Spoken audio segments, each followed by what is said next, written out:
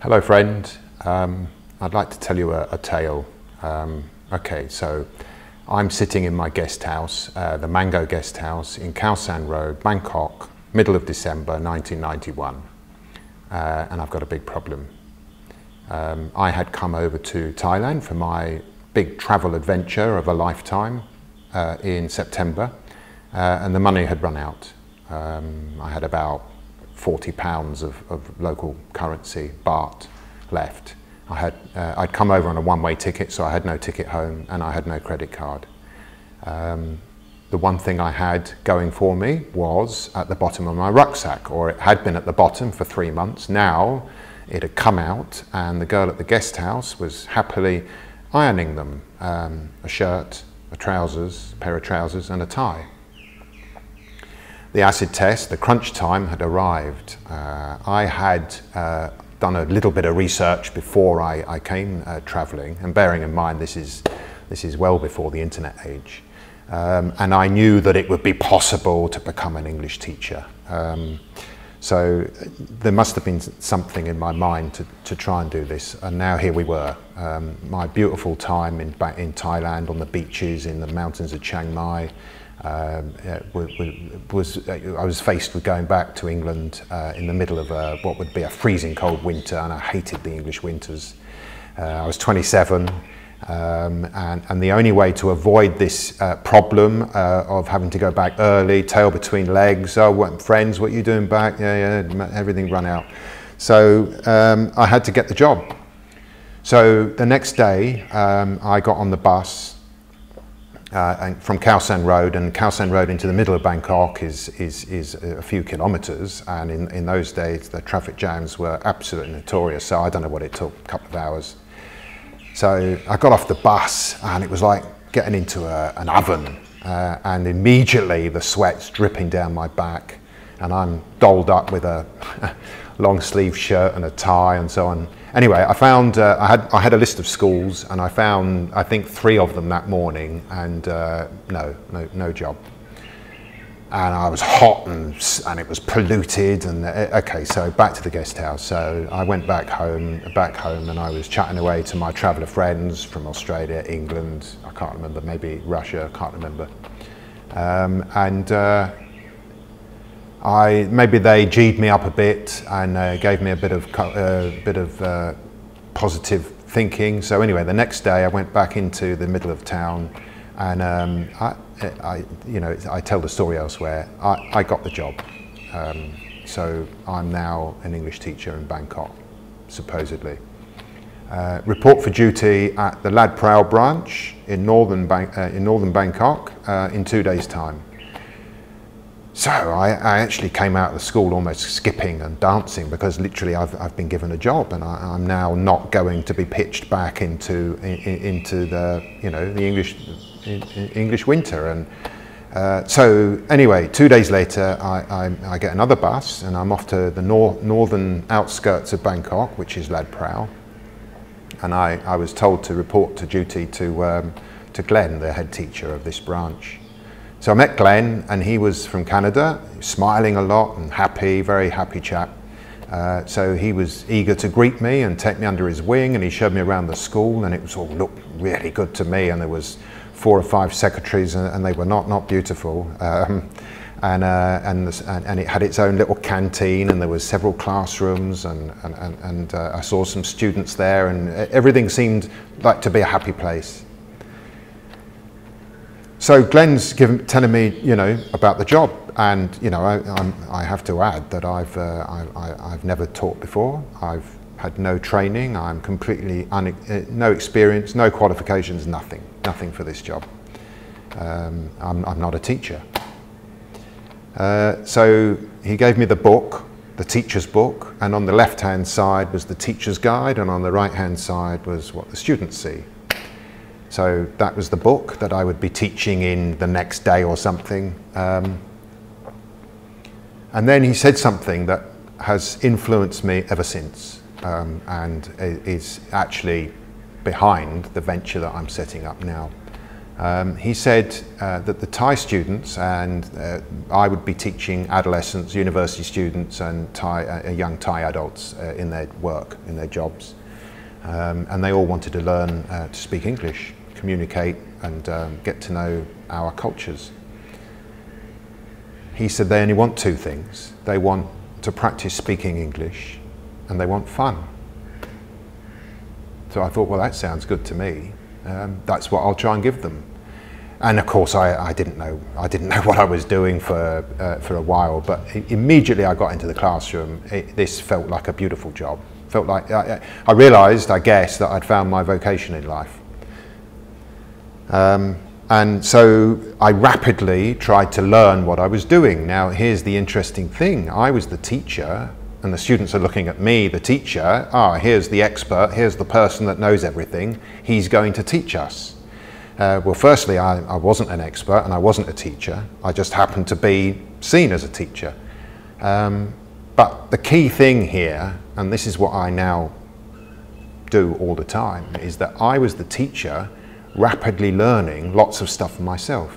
Although I was the teacher officially, I was in a serious learning mode. I had to learn the grammar of the English language. I had to know the present perfects, the past participles, the subjunctives, the infinitives, the nouns, the adjectives, the adverbs, the phrases, all this stuff. I had to learn it all.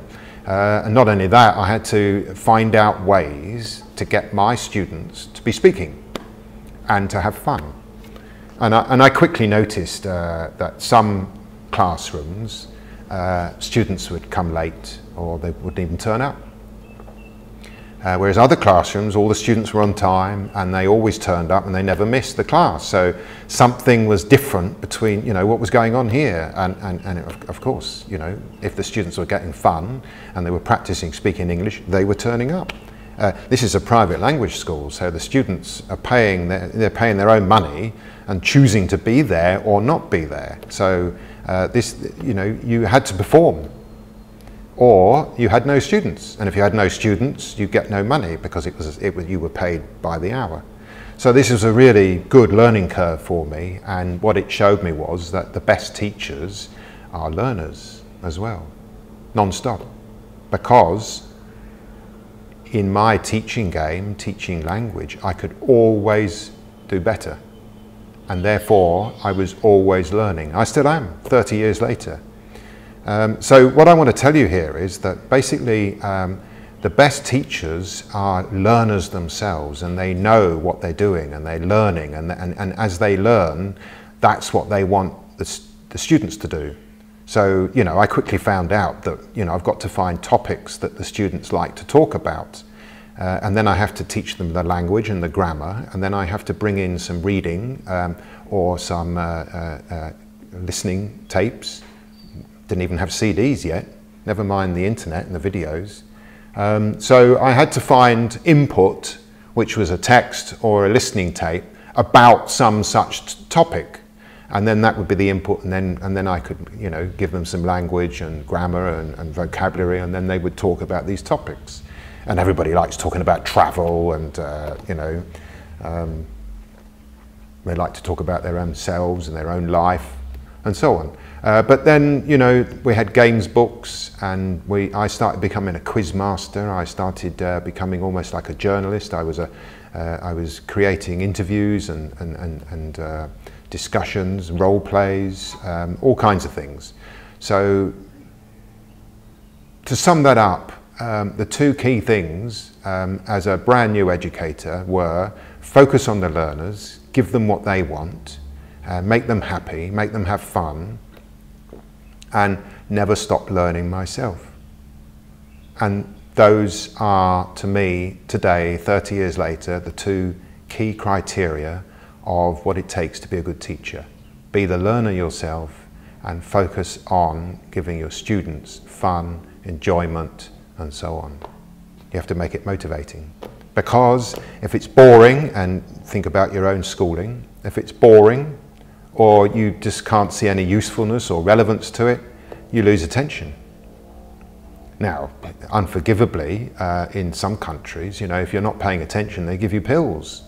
And if you're talking too much, you're too active and they're giving you pills. But what can the kids do? You know, and this is where it comes to, you know, so yes, so meanwhile, I'm learning my ropes in a private language school in northern Bangkok throughout the 90s. And then I got a job in a college and a university in 3 years or so. In fact, I became the head teacher at one point of my branch.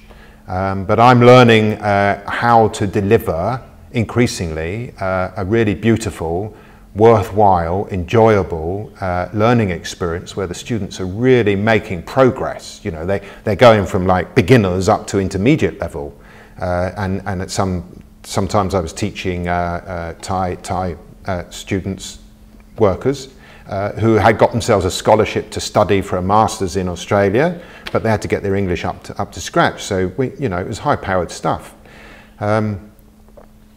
So what I want to do now, and this is my venture, is I want to help spread proper teaching, which actually is facilitating learning around the world. Now, in the 2000s, in 2000, I'd done my certificate and diploma, and I went back to London to study my master's in applied linguistics and English language teaching, which taught me all about language and meaning and communication and the psychology behind everything, about, you know, relationships and so on. I had learned about group dynamics and making everybody comfortable with each other, and I mean, you know, one little insight is that all my students would sit in a U shape, not in rows and columns, and then everybody can see everybody, and we're one big community, and we work together. So we need the proper education because, as you know, the world is struggling. Since 2020, we're in open calamity. Humanity's dug itself into a big hole, and in my view, the root cause is the school systems. So, you know, I was watching in the 90s. I go back to England, I go and visit my sister in Australia, I would meet teachers, I'd ask children, what's your schools like, what's the learning like? So I was getting into, because I was now an educator, I was finding out what it was all like from the horses' mouths. And the teachers were unhappy, the kids were unhappy, everybody was unhappy, everything was boring. And increasingly, more and more tests, more and more political interference, and so it went on. So there's me delivering increasingly a more beautiful education, and some of my colleagues as well, because we were all trained the same way, simultaneously watching the British and the American, the Australian education going down, and going down from not a very good space in the first place. That's my story about how I became basically an accidental educator. It meant I became an accidental emigrant as well, because I'm still living in Thailand. And this is what makes me a different educator. So I call myself a rebel educator, a transformational teacher, because what I'm doing is I'm empowering all the students that come into my classroom. And I'm empowering them by getting them to learn to become a skilled learner, skilled speaking. They master the speaking skill, the listening skill, the reading skill, the writing skill, thinking for themselves, discussing, offering their opinions, disagreeing, agreeing, exploring, discovering, doing stuff, lots of activity in the classroom. They're doing it, they're doing the work. I just guide them, I facilitate them, I help them achieve what they want to achieve. So, you know, what I'm promoting, and I've called it infinity education, is an educational approach that, works for the kids or, you know, the adults, whoever's learning.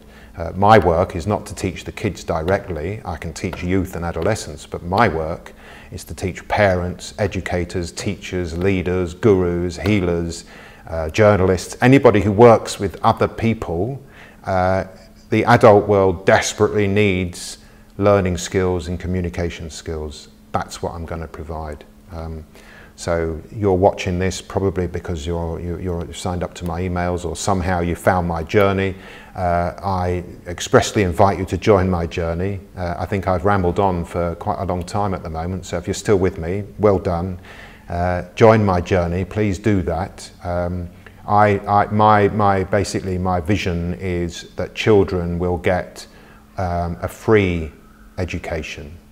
It'll be fun, rewarding, engaging and empowering.